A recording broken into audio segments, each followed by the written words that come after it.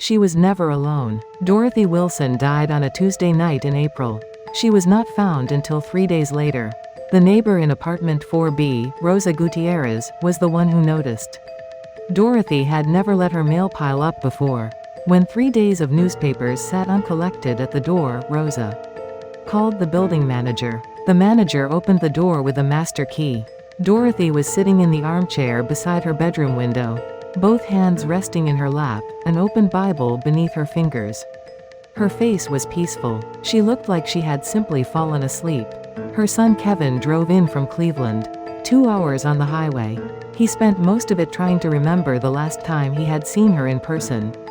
Easter? The year before Christmas? He could not fix the date in his mind. That was what frightened him most. Not that it had been a long time, but that he had stopped counting. He called occasionally, once a month, maybe twice. More often she called first. They would talk for a few minutes and say goodbye. That was it. When Kevin opened the door to apartment 2C, he stopped. The apartment was beautiful. The windowsill was covered with plants.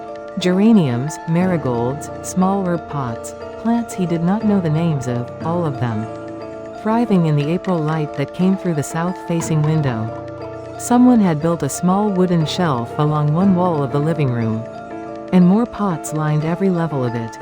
On the refrigerator was a handwritten calendar for April. Every day had something written in it. Math help for Marcus in 1A. Watering the rooftop garden. Meals on Wheels delivery Tuesday. Rosa's birthday. Take Mr. Ellison to his cardiology appointment. Not a single day was blank. On the walls were photographs held up with small pieces of tape. Dorothy and 2 children on what looked like a rooftop garden, holding vegetables and grinning. Dorothy and 3 older women at what looked like a farmer's market, bags in hand, laughing hard. Dorothy in the hallway holding someone's cat. Faces of his mother Kevin had never seen. Every face was smiling. Kevin stood there a long time looking at the photographs. He went into the bedroom. The bed was neatly made. On the nightstand beside her reading glasses was a thin book about container gardening, open to a page, with several lines highlighted and a corner folded down. The page she had been on. On the dresser were several prescription bottles. Kevin picked them up one by one. He recognized what they were. His wife was a nurse. Something fell in his chest. She was sick. She had been sick, alone. And she had still filled every square on that calendar. Still taught a kid in the building how to do math. Still kept a rooftop garden going. On the kitchen table there was a notebook. On the cover, in Dorothy's handwriting for Kevin. He could not open it yet. There was a knock at the door. Rosa from 4B, eyes swollen. She was holding a covered plate. I didn't think you'd have eaten. Is it okay if I come in for a minute? Kevin let her in. Rosa set the plate on the counter and said quietly, Dorothy was the busiest person in this building. I had no idea she was going to go like this. Just yesterday she was telling me she was going to help Marcus with his homework this week. Who is Marcus? First floor. 12 years old. His mom works 2 jobs, doesn't get home until 8 most nights. Dorothy started helping him with math last fall. Twice a week, regular as anything. That kid adored her. He'd knock on her door before she even finished breakfast some mornings. Kevin looked at the calendar. Tuesday and Thursday, every week math with Marcus. The rooftop garden was her idea. She went to the building manager herself to get permission, brought up the soil bags herself, started it herself. Last summer there were tomatoes and peppers and so much lettuce. She gave bags of it to people on every floor. Rosa paused and then said carefully, "Can I ask you something? A few days ago Dorothy mentioned to me that she was thinking about calling you. She said she really wanted to hear your voice." Kevin said nothing. Rosa left, and a few minutes later the building manager knocked. She was a real one, he said. Fixed things around here that weren't even her responsibility.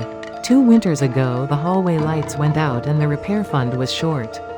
She came to me quietly and handed me an envelope. Said it was for the lights.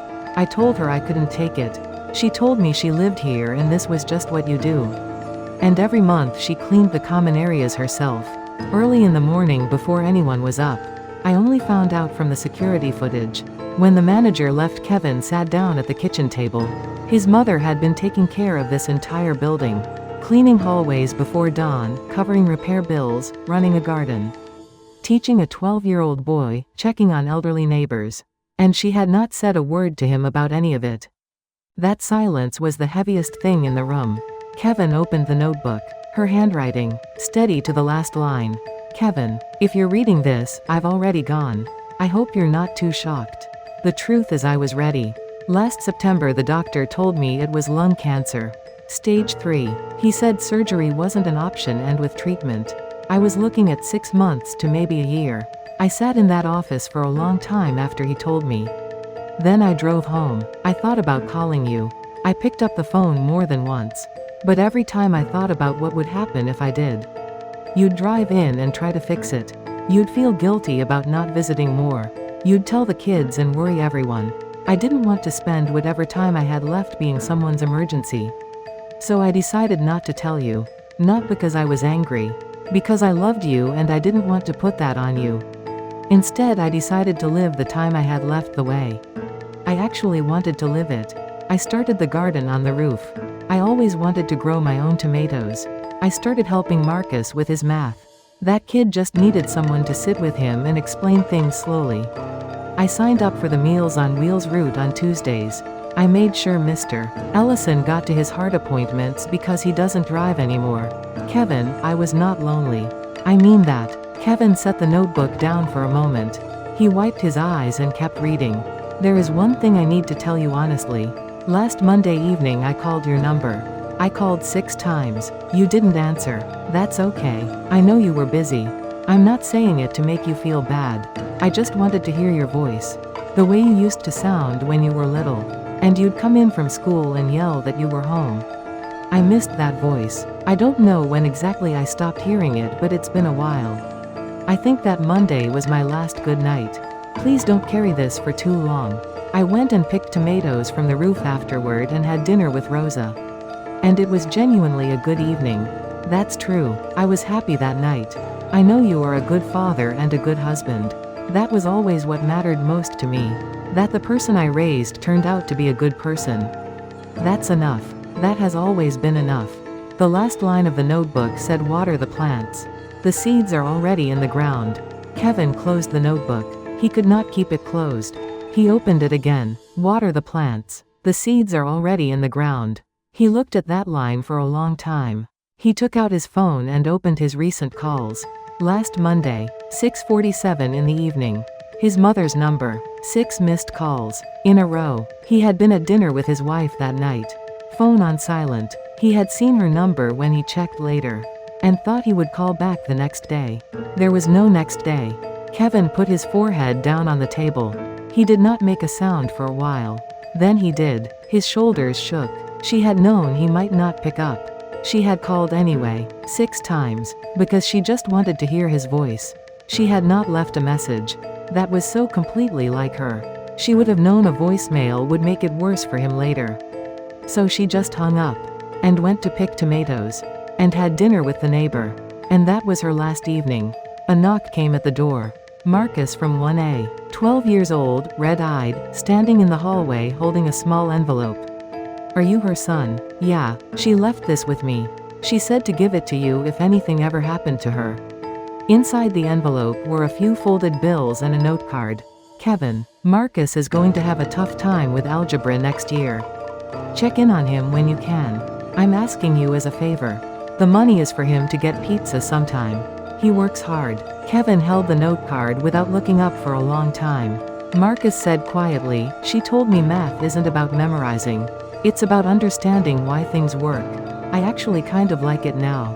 I'll come by, Kevin said. Starting now. After the boy left, Kevin went to the windowsill. The plants needed water. The soil was dry. There was a small green watering can in the corner. The one she must have used every single day. Kevin filled it at the sink. He watered each plant slowly, one by one. The April afternoon light came through the window at a long angle. She had stood here every day in this light. Alone. And not alone at all.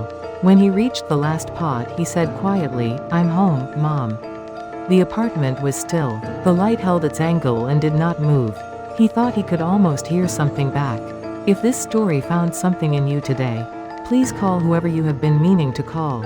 Not tomorrow. Now. The voice you're thinking of is still there waiting. If these stories matter to you, please subscribe.